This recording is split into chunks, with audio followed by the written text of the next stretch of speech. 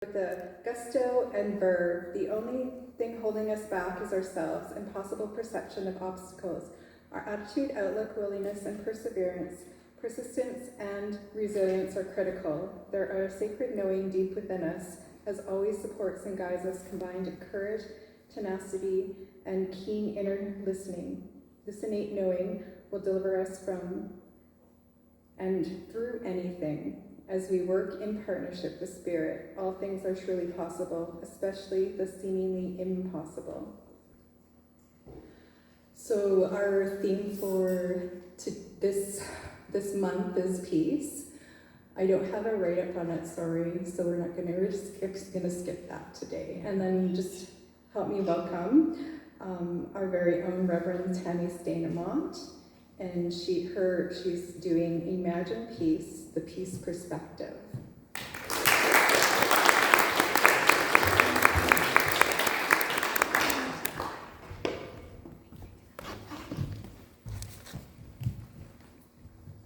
Well, hello everyone.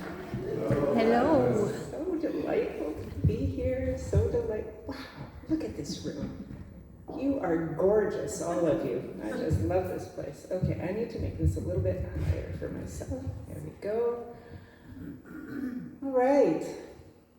So this month, the topic has been about peace, about some different aspects of peace.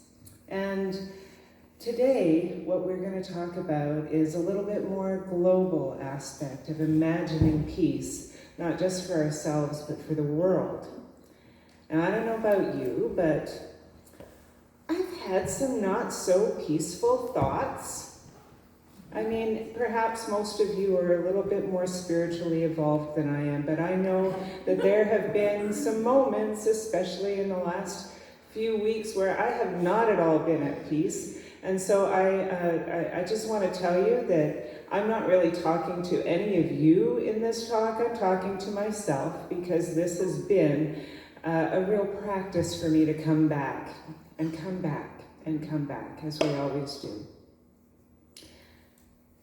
In the last couple of weeks, I've thought to myself many times that it would be really great to be like a guru on a mountain kind of thing, you know, just living in a cave away from people and away from all of the world stuff happening.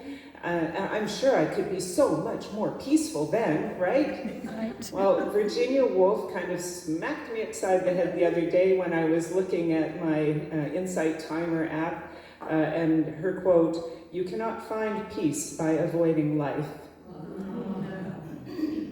And that's so true. So, I have a few things that I want to talk about today. Firstly, we're talking about imagining peace. Well, what do we do when we imagine? When we imagine, what we do is we invite a new perspective. So the three things I want you to take away from today are, firstly, peace is a perspective. Secondly, you are it. And thirdly, it's right now. Okay, those are the three things. So listen up for those. So firstly, I have a quote from Ernest Holmes I'd like to share with you. "There is one spirit incarnated in everyone, an immortal presence forever expanding everything, causing everything to grow. What a difference it would make in our human relations if we tried to sense the meaning of this divine incarnation in all people and adjust our viewpoint to the truth that all are bound together in the unity of God." Or you can change that word, if you like, to spirit or the universe or source or love. That we are all bound together. Mother Teresa said it this way. She said, "Today, if we have no peace, it's because we have forgotten that we belong to each other." So this is our beginning of our global perspective. The thing is, though, we have a hard time imagining peace, or at least I do. I don't know about you, but I have a hard time imagining peace when there are all those things going on in life around me or within myself that seem like struggle, or that seem like conflict, or that seem like hurtfulness. And we see these things all the time, and we're reminded by media and by the news, and we're reminded in our own lives of all of those little pieces of struggle. So how do we imagine peace? Well, let's start off with the idea that maybe there's nothing wrong here. Maybe, just maybe, everything is perfect just as it is. I've been listening to a lot of Alan Watts. And Alan Watts is this amazing philosopher. He draws from Eastern religions and all kinds of different things, and as well as science and all kinds of different ways of looking at things. And he never ceases to challenge the way I think. But before I tell you about that, I'm going to tell you about a person that I met not too long ago. He was this beautiful gay young man from Afghanistan.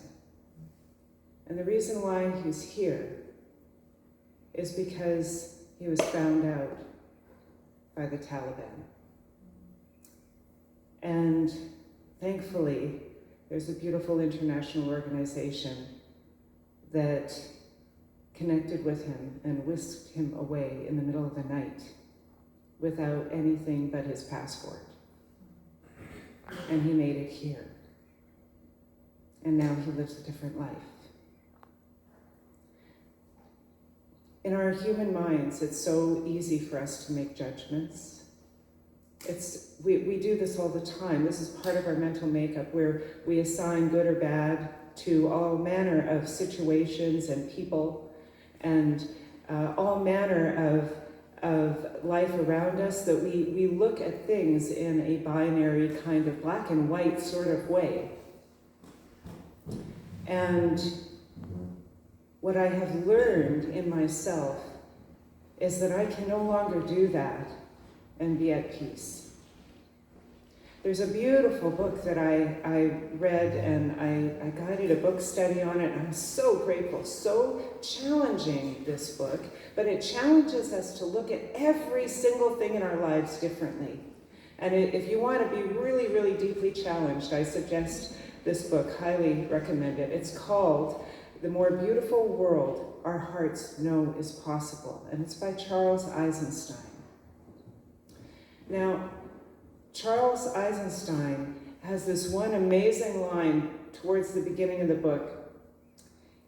He writes, "I would do as you do if I were you." Meaning that if I had all the length and breadth and depth of experience and history and culture and every part of my life that you have, then the decisions to do as you do in this moment would make sense to me, and I would be the same.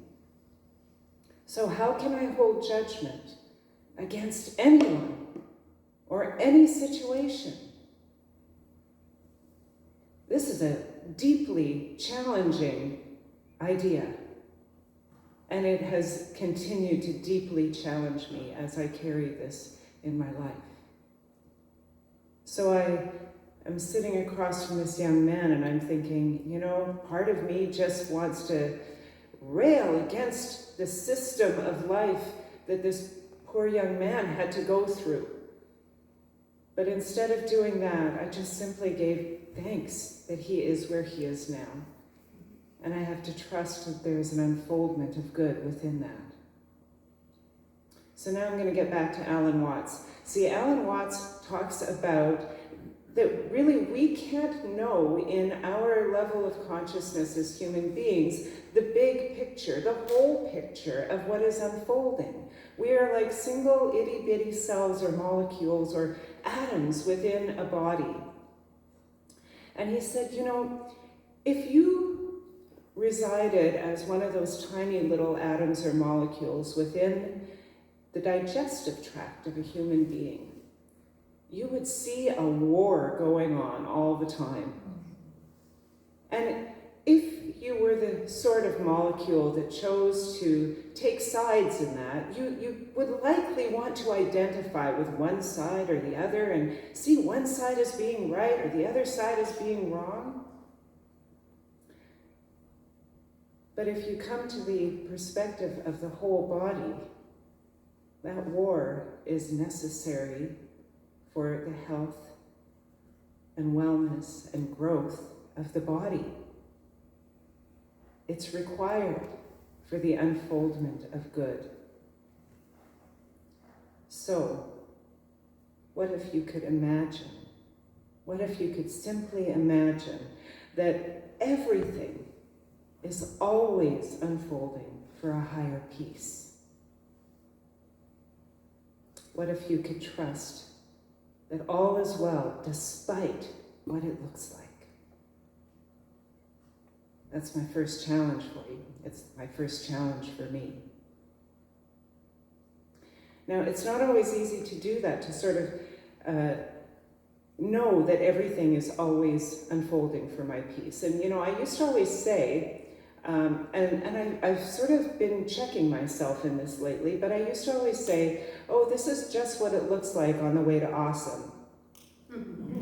And the truth is, there is no way to awesome. Awesome is right here. It's right now. This is what awesome looks like. I just need to see things a little differently to know that this, whatever this is, whatever pool of yuckiness I'm sitting in this moment, this is what awesome looks like. This is what peace looks like. Right here, right now, despite what struggle you're feeling, despite what inner conflict I have going on, this is what peace looks like.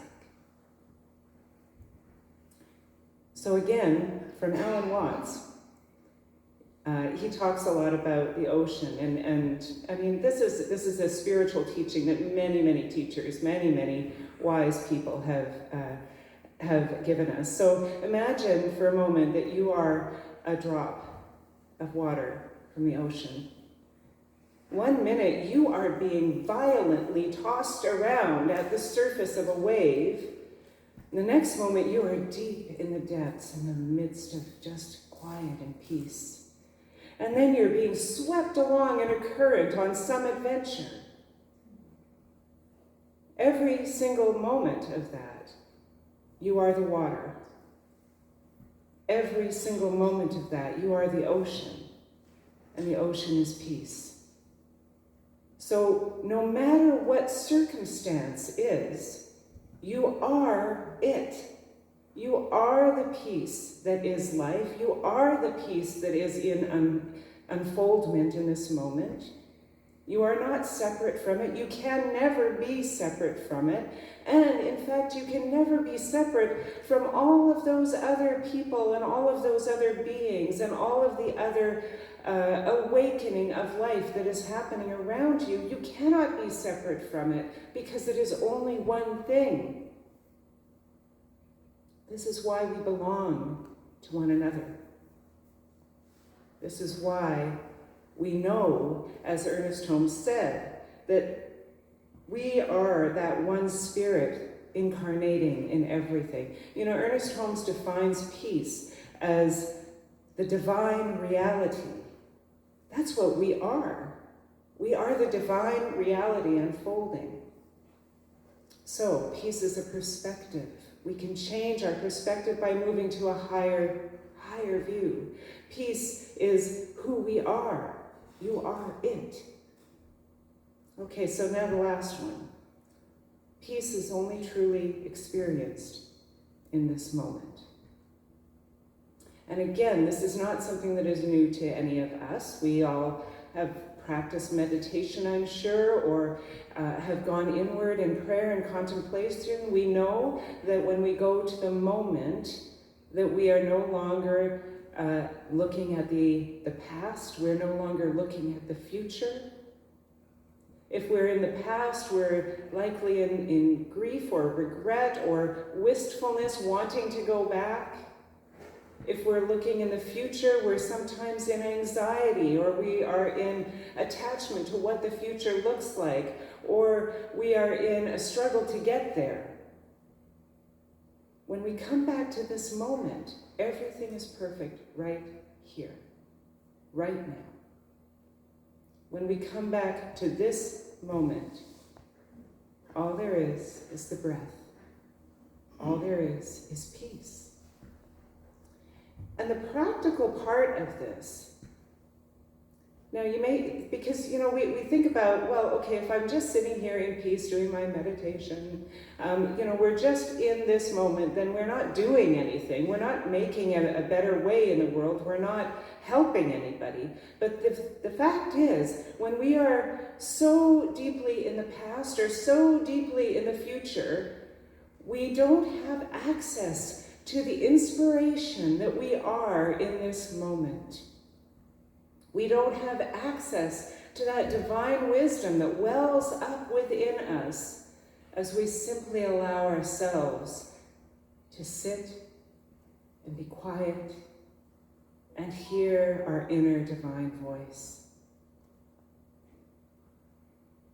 In this moment, we allow ourselves to access that beautiful inspiration that moves us to do the things that are ours to do. So maybe we're inspired to do the deeper work in the world, like helping somebody who has no home to find a home, or teaching a child about compassion. Or, as the Dalai Lama said, if you want more peace in your life, provide peace for another. Maybe that's how we are moved to be the peace in the world. Or maybe we are simply moved to go inward and find the peace within ourselves, to meditate, to find healing and wholeness within us, to find forgiveness for others or for ourselves, or to envision a world that is beautiful, always. When we take the time to be in this moment, we allow ourselves to be inspired to bring ourselves into the world in the way that is going to be the peace that we choose to see. That's where John Lennon's song, Imagine, comes in. We can imagine a greater world. We can imagine the goodness that we are. We can imagine, as Ernest Holmes says, we turn from the appearance of things and turn towards the divine reality of things. That is in the moment. That is in the moment. So then when we are able to see it in ourselves, when we're able to see from that higher perspective, when we're able to go inward and be quiet, then we can imagine peace. So that's what I leave you with today. Have a different perspective. Know that you are it, and see it in the moment. Namaste.